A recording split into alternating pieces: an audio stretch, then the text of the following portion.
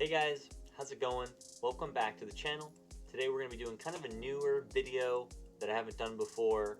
I'm going to be going over the final table of a tournament that I played on ACR. They do this kind of cool thing where they stream some of the final tables on a 30-minute delay where you can see all the hole cards. So I'm going to go in, we'll go over some of the hands I played, and we'll do some commentary over it, a little bit of analysis as I always do. And let's get right into it. Alright, so we come in, this is a $44 PKO bounty tournament. You can see some of the bounties listed there. I have the payouts here as well. Always hurts to fold Queen Jack, but off of 13 bigs, it's definitely the right play. You can see we're coming in as the short stack here. So we're 7 of 7 as this first hand. Get involved with a King Jack suited open, pretty standard.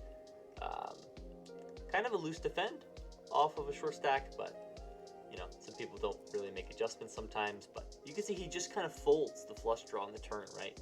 Kind of some ICM here. As you can see, the ladder's not massive. This is the first big spot we get involved in. I blurred out the hands of my opponents here. You can see I have King 6 suited. When the button just calls, I don't think he's going to be super strong, and we got to pick some spots to win some chips, so I think it's good enough. So I ship it. My bounty's not super big. You can see under the gun folds the Queen Jack, and I'm feeling pretty good when the button is tanking here about my hand, but you can see we got slow rolled by kings. So it might be a short episode, but we do flop the spade draw. Need a black card and a black card only. And there it is, right? We wouldn't have a video if we didn't make the suck out there. Pretty sick one. But we have about 30 bigs, and so we'll take it. Next hand, we're going to blur again. We have ace queen offsuit. Under the gun ships it for 5 bigs. He's a decent sized bounty. I thought about clicking this, but off 24, I think it's just too good. So we go for kind of the Euro move. We're going to put all our chips except for one big blind in the pot here. So I raise it up to 23 bigs, basically saying I'm all in.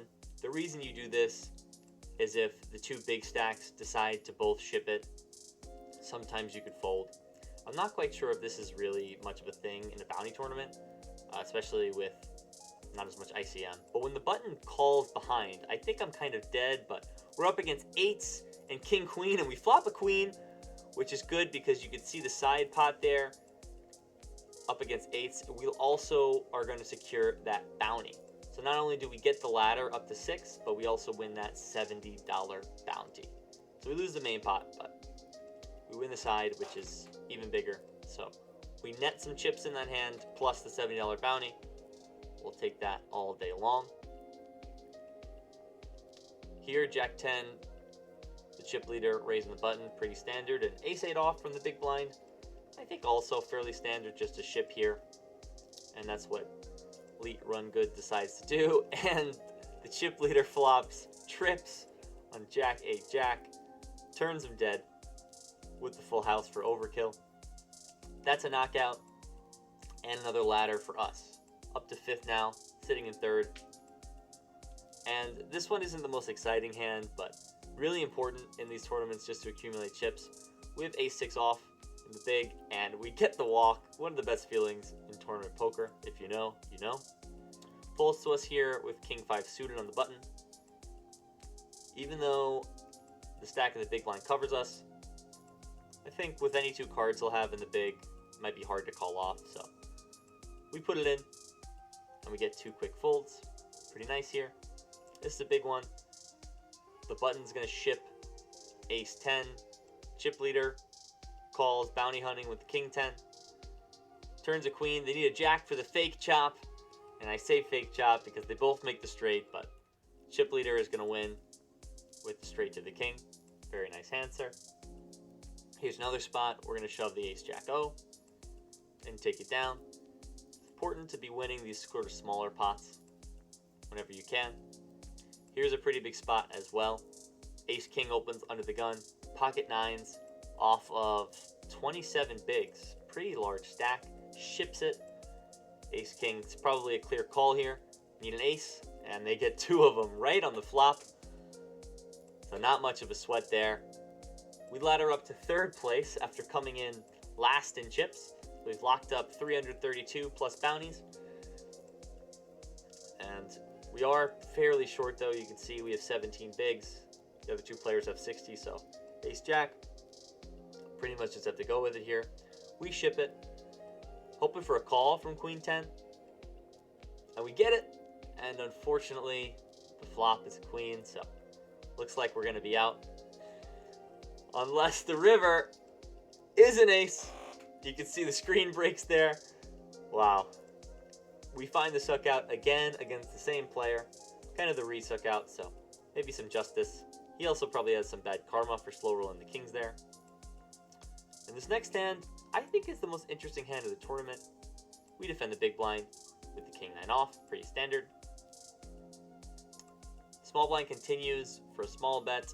I think he's probably doing this with range. I decide to call, solver approves. And we're gonna bink the 9 of diamonds on the turn.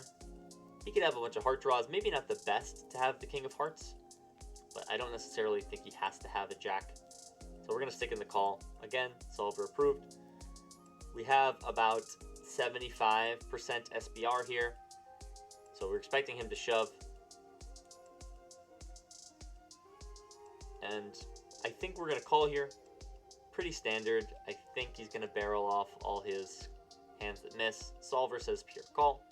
So that's what I decided to do. Unfortunately, you can see here, he wakes up with the trips, so we call it off, but we are no good. So we're gonna get knocked out here. In third place, pretty fun little format overall. We cashed for $332.65 in the tournament. We also collected $148 and some change in bounties. That's a profit of $437.08.